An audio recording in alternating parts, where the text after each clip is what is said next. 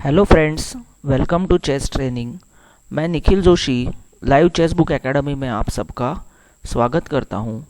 इस वीडियो में आज हम लोग चेस नोटेशन इस चीज़ के बारे में जानेंगे। तो फ्रेंड्स, चेस नोटेशन क्या होता है? चेस नोटेशन यानी कि हम लोग जो गेम्स खेलते हैं या जो मूव्स बोर्ड पे करते हैं उन्हें हम लोग लिख सकते हैं। We can record the moves. अब आप लोग पूछेंगे कि ये मूव्स हमें क्यों लिखनी चाहिए। इसका रीज़न ये है फ्रेंड्स, अगर आप ये मूव्स लिखते हैं तो आपने खेला हुआ गेम आपके पास रहेगा और बाद में आप उसे फिर से बोर्ड पर लगाकर देख सकते हैं, ताकि आपको आपकी उसमें जो गलतियां हुई है या आपने जो अच्छे मूव्स खेले दोनों तरफ से है वो पता चल सके।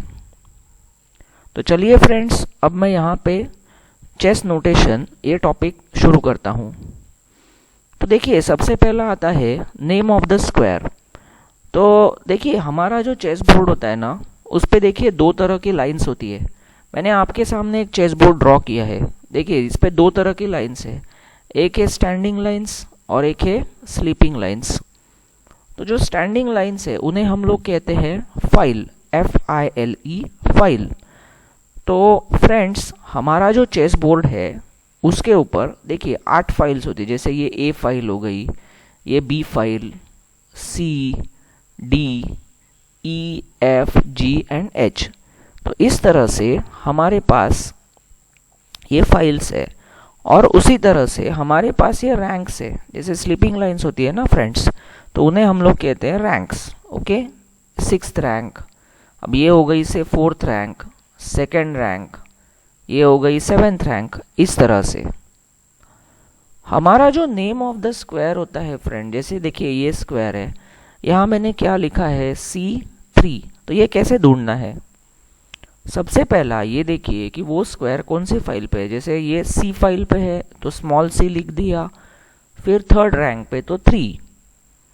फिर समझो ये वाला स्क्वायर E फाइल पे है, 2nd रैंक पे है तो E2। अब ये वाला स्क्वायर देखिए E फाइल पे है और 7th रैंक पे है E7। ये वाला स्क्वायर H2। तो फ्रेंड्स, इस तरह से ये चीज़ें चलती है।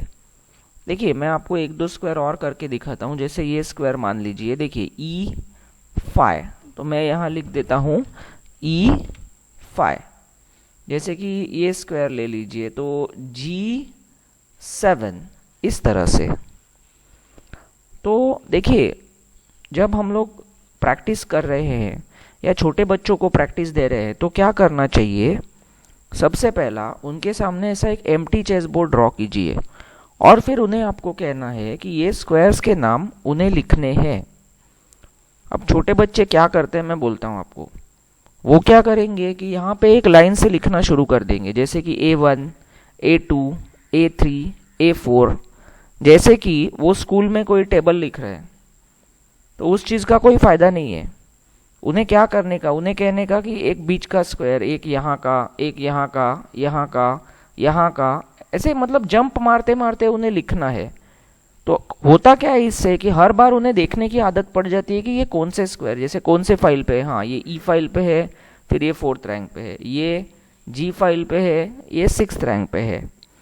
तो फ्रेंड्स, उन्हें ये आदत लगना, ये सबसे इम्पोर्टेंट चीज उसमें आती है। ओके, तो अभी मैं आपको चेस नोटेशन के आगे के पार्ट की तरफ लेकर चलता हूं। देखिए, हमारा जो चेस के पीसेस है उसमें ये सारे पीसेस आते हैं, बराबर। तो देखिए, ये एक टेबल मैंने आपके सामने दिया है। इस टेबल में क्या है, तो सबसे पहला जो पीस होता है उसका नाम, उसका साइन क्या होता है। साइन मतलब जब हम लोग गेम लिखेंगे तो वहाँ हम लोग क्या लिखेंगे और उसके पॉइंट्स कितने हैं। तो जैसे कि मान लीजिए किंग हो गया, तो किंग का साइन है कैपिटल K और उसके पॉइंट है 0। तो हम लोग लिख सकते हैं किंग K0। ये पॉइंट्स क्या होते हैं? पॉइंट्स यानी कि पीसेस की ताकत। अब जो किंग होता है ना, वो लड़ाई में कैप्चर नहीं होता। पहले की वीडियोस में हम लोग ये सीख चुके हैं कि जो राजा है उसे आप लोग चेकमेट कर सकते हो, उसे मार नहीं सकते, है ना फ्रेंड्स। तो इसके लिए राजा के 0 पॉइंट्स होते हैं। फिर क्वीन जो कि हमारी सबसे पावरफुल पीस है, उसका साइन है कैपिटल क्यू, 9 पॉइंट्स। फिर रुक, रुक यानी कि हाथी, उसका साइन है कैपिटल आर और उसके पॉइंट्स है 5। बिशप यानी कि कैमल, तो उसका साइन है कैपिटल बी और उसके पॉइंट है 3। नाइट यानी कि घोड़ा, साइन है कैपिटल एन और पॉइंट है 3। और फ्रेंड्स जो पॉन होता है ना, उसे कोई साइन नहीं रहता है, तो उसका पॉइंट होता है 1। तो अब इसके बाद देखिए फ्रेंड्स, यहाँ पे ये चेस में यूज किए जाने वाले कुछ साइंस बोलो या सिंबल्स बोलो, ये सिंबल्स है। जैसे कि मान लीजिए प्लस, अगर किसी मूव के आगे प्लस लिखा है तो इसका मतलब क्या हुआ कि वहाँ पे हमने अपोनेंट को चेक दे दिया। अगर किसी मूव के सामने हैश लिखा तो इसका मतलब है हमने अपोनेंट को चेक एंड मेट कर दिया। अगर किसी मूव के सामने 1-0 लिखा है तो इसका मतलब वाइट मैच जीत गया।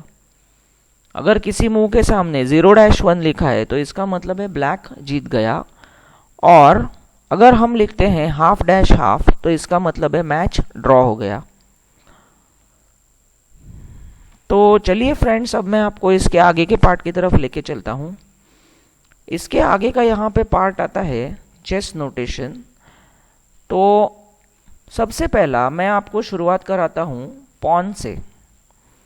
देखिए जो पॉन है वो जो स्क्वायर पर जाएगा उस स्क्वायर का नाम आप लोग लिख सकते हैं। जैसे कि मान लीजिए ये एक पोजीशन है, वाइट ने ये पॉन यहाँ से 2 स्टेप आगे बढ़ाया, ठीक है। तो इसका नोटेशन हम लोग कैसे लिखेंगे? देखिए यहाँ पे आपको ये स्मॉल लेटर्स में ABCD लिखा हुआ दिख रहा है। ये देखना है आपको कौन से स्क्वायर में गया। देखिए जैसे कि B4, तो देखिए यहाँ लिख दिया B4। समझो ये वाला पॉन ब्लैक ने 1 स्टेप आगे बढ़ाया, कहाँ आया? देखिए A4, इस तरह से। समझो ये वाला पॉन यहाँ गया, कहाँ गया है? देखिए D4, देखिए यहाँ लिख दिया D4। ब्लैक ने ये वाला बढ़ाया B5, इस तरह से। ये पॉन आगे बढ़ाया तो देखिए फ्रेंड्स G4। अब ब्लैक ने ये वाला आगे बढ़ाया, देखिए यहाँ लिखा है ना D5, देखिए he goes to square D5। अब आप इस चीज की प्रैक्टिस यंग स्टूडेंट्स को कैसे देंगे, जो छोटे बच्चे हैं उन्हें कैसे देंगे? तो मेरा सजेशन ये है कि आप उनके सामने चेस बोर्ड रख दीजिए, वहाँ 5 या 6 पॉन्स रख दीजिए और उनके मूव्स कीजिए। और वो बच्चे से कहिए कि आप ये जो मूव्स है उसे लिखिए। तो इस तरह से करते करते उन्हें आदत हो जाती है। देखिए चेस में ये बात बहुत इंपॉर्टेंट है कि आपको किसी चीज़ की आदत हो जाए, हैबिट हो जाए। क्योंकि जो चेस होता है ना फ्रेंड्स, वो पढ़ाई से थोड़ा सा अलग रहता है। पढ़ाई में हम लोग क्या करते हैं, बाय हार्ट करते हैं, लिख देते हैं और फिर भूल जाते हैं। चेस में वैसे नहीं चलता है। चेस में आपको वो चीज़ें इस्तेमाल करनी है, यूज़ करना है उसका, तो उसके लिए आदत होना ज़रूरी होता है। तो चलिए फ्रेंड्स, अब मैं आपको आगे के पार्ट की तरफ लेकर चलता हूँ, मूव्स ऑफ द किंग। तो देखिए समझो वाइट ने किंग यहाँ रख दिया, तो यहाँ क्या होता है,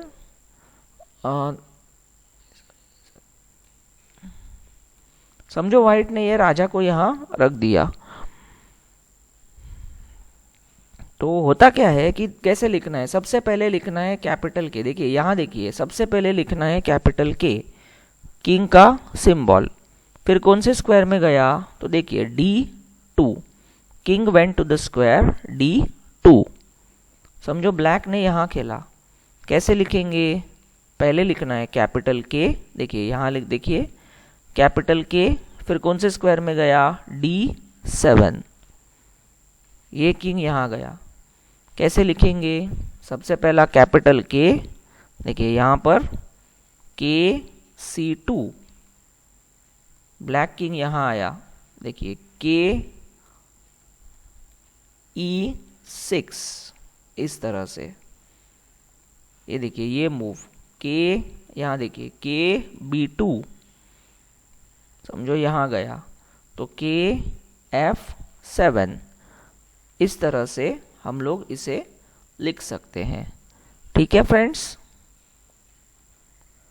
तो अब फ्रेंड्स हम लोग चलते हैं इसके आगे के पार्ट पे, मूवमेंट ऑफ द रुक। रुक कैसे लिखा जाए।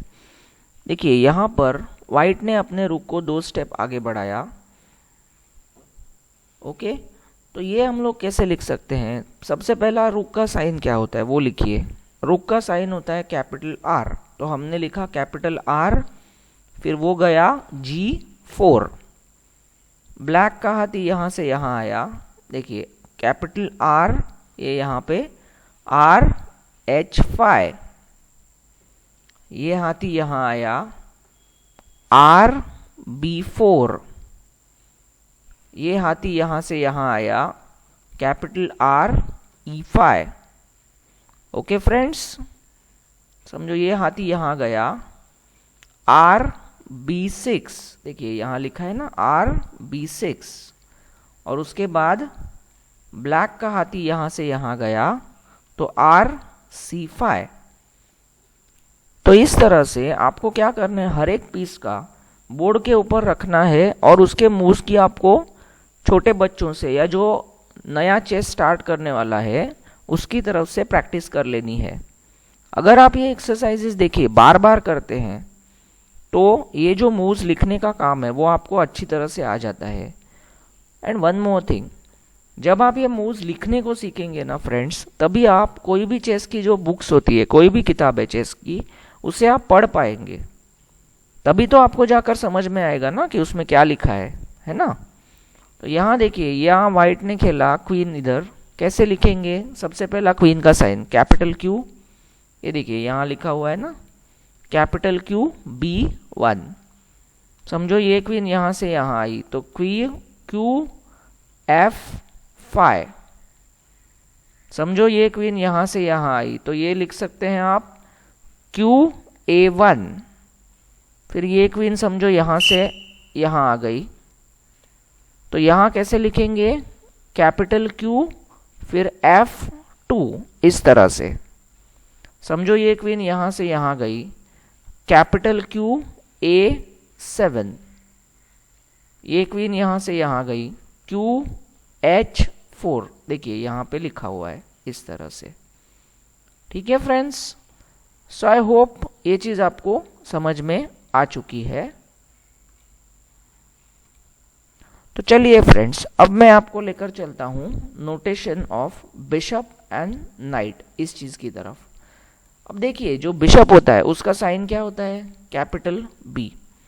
व्हाइट ने बिशप यहाँ से यहाँ मूव किया तो यहाँ हम लोग लिख सकते हैं कैपिटल B B2। देखिए कैपिटल B मतलब यहाँ बिशप का साइन लिख दिया, फिर वो गया B2। जो स्क्वायर का नाम होता है फ्रेंड्स वो हम लोग स्मॉल लेटर में लिखते हैं, तो वो गया B2 पे। फिर ये बिशप यहाँ आया, देखिए कैपिटल B C2। फिर ये बिशप यहाँ गया, देखिए कैपिटल B कहाँ गया है, D4। फिर ये बिशप यहाँ आया, कैसे लिखेंगे, कैपिटल B और फिर F5। समझ रहा है फ्रेंड्स आपको। समझो ये बिशप यहाँ गया, कैसे लिखेंगे, capital B C5, B C5। तो ये यहाँ से यहाँ गया, कैपिटल B H3। देखिए यहाँ मैंने लिख के दिखाया है। उसके बाद नाइट, जो नाइट होता है उसका सिंबल क्या होता है, जो नाइट होता है ना फ्रेंड्स उसका सिंबल होता है कैपिटल N।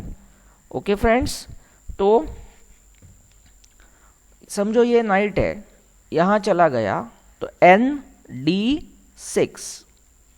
समझो ये नाइट यहाँ चला गया NH5। समझो ये नाइट यहाँ आया NF5।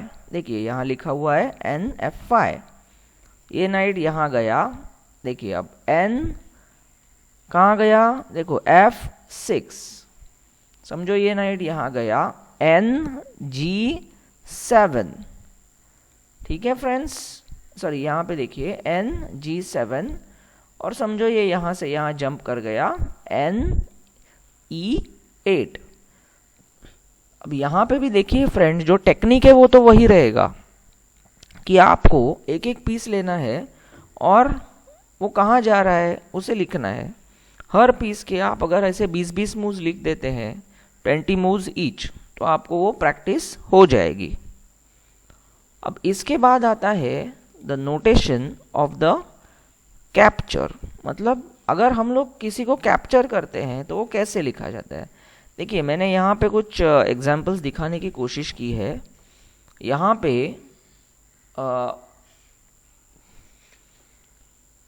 देखिए यहाँ पे हमारा ये जो हाथी है वो इस पॉन को मार देता है। अब जब फाइटिंग होती है ना फ्रेंड्स, तो कैसे लिखते हैं, सबसे पहला मारने वाले का नाम, जैसे कि लिखा कैपिटल आर, फिर लिखते हैं इनटू, ये देखिए ये इनटू का साइन, मल्टीप्लिकेशन कहते हैं ना हम लोग, तो वो लिखा और फिर कौन से स्क्वायर पे कैप्चर किया, तो G5, देखिए G5। ब्लैक ने रुक से इसे खाया तो कैपिटल R इंटू A2, फिर इसने यहाँ देखिए कैपिटल R फिर इंटू आ गया और फिर कौन से स्क्वायर पे मारा, तो C5। फिर ब्लैक रुक ने इसे मारा कैपिटल R इंटू E2, इस तरह से। ठीक है फ्रेंड्स, तो अब यहाँ पे मैं आपको capture by the bishop and night, इसके कुछ छोटे छोटे एग्जाम्पल से वो दिखा देता हूँ। वहाँ पर भी वैसे ही रहेगा जैसे प्रीवियस एग्जाम्पल में था। जो मारने वाला है, जैसे यहाँ पे बिशप से हम लोग खा रहे हैं, तो बिशप, ये देखिए यहाँ पे किसने मारा, बिशप ने मारा, फिर इनटू, फिर कौन से स्क्वायर पे मारा, तो D5। फिर समझो ब्लैक के बिशप ने इसे कैप्चर कर लिया, कैपिटल B इंटू E5। फिर समझो ये बिशप ने इसे कैप्चर कर लिया, तो कैपिटल B इंटू B3। फिर समझो ये बिशप ने इसे कैप्चर कर लिया, कैपिटल B इंटू G3। समझो ये नाइट ने, अभी हम लोग नाइट की तरफ चलते हैं फ्रेंड्स। देखिए वाइट के घोड़े ने इसे कैप्चर कर लिया, सॉरी ये चेक लगा हुआ है, तो समझो वाइट के घोड़े ने अभी यहां से यहां कैप्चर कर लिया। देखिए कैसे लिखेंगे, मारने वाला कौन है, नाइट, N इंटू B4। फिर समझो ब्लैक के नाइट ने इसे कैप्चर कर लिया, N इंटू G5। व्हाइट के घोड़े ने इसे मारा, ये देखिए यहाँ N इंटू A6 है ना, A6 स्क्वायर पे कैप्चर किया उसे, और समझो ये यहाँ पे मार दिया तो N इंटू H3, देखिए इसको खा लिया है ना। तो अभी यहाँ पे जैसे हमने नाइट के कैप्चर्स है, उसी तरह से हम लोग किंग और क्वीन इनके कैप्चर्स लिख सकते हैं। मतलब समझो king into E5, queen into D4 या जो भी है। ठीक है, ओके फ्रेंड्स, तो आई होप यहाँ तक लिखने का जो चीज़ है आपको समझ में आ चुका है। अभी इसके बाद का यहाँ पे एक इम्पॉर्टेंट पार्ट है कि हम लोग पॉन का कैप्चर्स कैसे लिखें, how to write the captures by the pawn. तो फ्रेंड्स उसके लिए देखिए कुछ सिंपल से टेक्निक्स है, बहुत ज़्यादा मुश्किल नहीं है। They are some simple techniques. जैसे देखिए ये पॉन ने इस घोड़े को मार दिया, तो ऐसे केस में क्या होता है, अब पॉन का तो कोई सिंबल है नहीं, जैसे किंग का K है, नाइट का N है, वैसे पॉन का तो कोई सिंबल है नहीं। तो ऐसे केस में हम लोग क्या करते हैं, हम लोग ये देखते हैं कि वो पॉन कौन से फाइल से आया था। जैसे कि देखिए ये पॉन है, ये E फाइल से है, E वाले पॉन ने D3 के घोड़े को मार दिया। देखिए स्मॉल e इंटू D3, मतलब कौन से फाइल से आया था, उस फाइल का नाम स्मॉल लेटर्स में लिखिए, इंटू, और फिर लास्ट में कौन से स्क्वायर पे मारा था।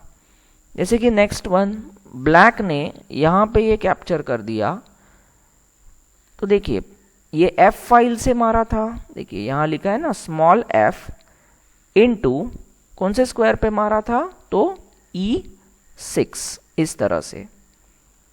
व्हाइट के पॉन ने इस बिशप को खा लिया, देखिए स्मॉल a, पहला लिखा स्मॉल a, फिर लिखा इनटू, फिर B3।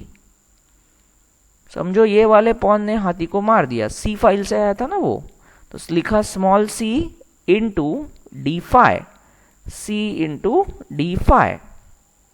अब व्हाइट के ये पॉन ने इसे मार दिया, स्मॉल h इंटू G5। समझो ब्लैक के पॉन ने इसे मार दिया, स्मॉल a इंटू, देखिए स्मॉल यहां a फाइल से आया था ना, स्मॉल a इंटू B6। तो फ्रेंड्स अब ये पॉन का मैं आपको एक चीज बोल के रखता हूं, अगर आप 7 से 8 साल के बच्चे को प्रैक्टिस दे रहे हैं ना, तो ना उससे कम से कम ऐसी कम से कम 15 to 20 मूव्स लिखवाइए, तभी उसके जाके उसको हैबिट होती है। ठीक है, जैसे मैंने कहा चेस में हैबिट का बहुत ज्यादा इंपॉर्टेंस होता है। ओके फ्रेंड्स, तो अब हम लोग चलते हैं इसके नेक्स्ट पार्ट की तरफ, कि जहां पे देखिए, जहां पे कई बार क्या होता है कि जो दो पीसेस है ना वो एक फाइल पे रहते हैं। Okay friends, just let me check.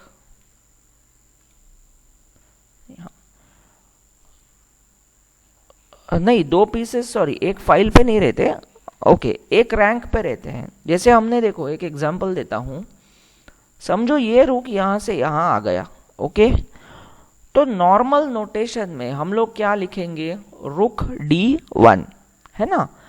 लेकिन जब हम लोग ये गेम पढ़ने की कोशिश करेंगे या वो मूव्स बोर्ड पे खेलने की कोशिश करेंगे, तो क्या होगा, यहां पे RD1, तो हमें ये पता नहीं चलेगा कि ये A फाइल वाला आया कि H फाइल वाला आया। तो जब ऐसे दो रुक्स यहां पे आ सकते हैं, तो हमें करना चाहिए, देखिए R लिखा, फिर लिखा H क्यों लिखा, क्योंकि वो रुक H फाइल से वहां आया था। फिर लिखा D1, RH D1। अभी समझो ब्लैक ने ये हाथी है उसे यहां से यहां ले लिया, देखिए ये रुक भी आ सकता था, ये रुक भी, लेकिन कहां से आया, तो G फाइल से। देखिए यहां देखिए R फिर G F3, इस तरह से। समझो ये रुक है, ये यहां से यहां आ गया, R A B1, देखिए A फाइल का रुक B1 पे आया, और फिर यहां पे खिला ये रुक यहां से यहां R B C3, इस तरह से। जैसे हम लोग ये चीजें रुक के बारे में लिख सकते हैं, उसी तरह से नाइट के बारे में होता है। देखिए जैसे कि ये नाइट है, ये नाइट है, दोनों यहां आ सकते हैं, तो समझो ये आया, कैसे लिखेंगे, NGE3।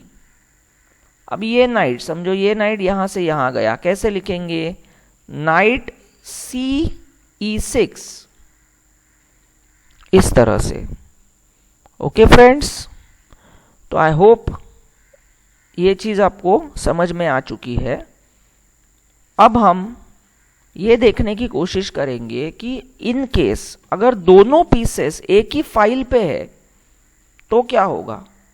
समझो मतलब समझो ये वाला रुक यहां से यहां आ गया और हमने लिखा रुक B3, तो भी दोनों रुक्स आ सकते हैं, तो पता नहीं चलेगा, है ना। इसके लिए क्या करते हैं, ऐसे समय पे हम लोग फाइल का रेफरेंस देते, सॉरी रैंक का रेफरेंस देते हैं। जैसे रुक 1 B3, मतलब क्या, ये रुक जो फर्स्ट रैंक पे था वो B3 स्क्वायर में गया।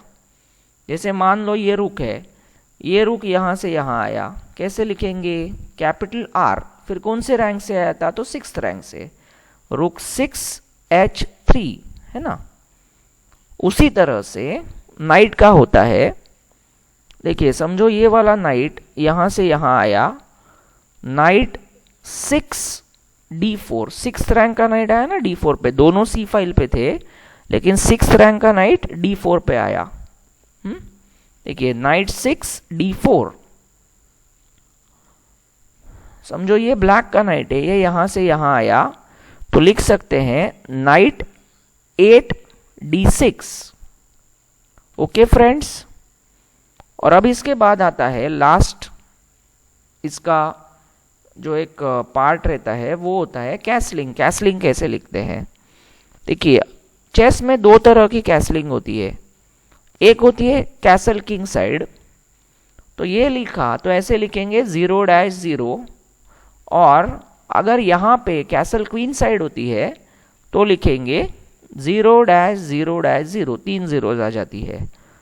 अब ये कैसलिंग क्या होती है, इसके ऊपर मैं एक सेपरेट वीडियो आपको दूंगा।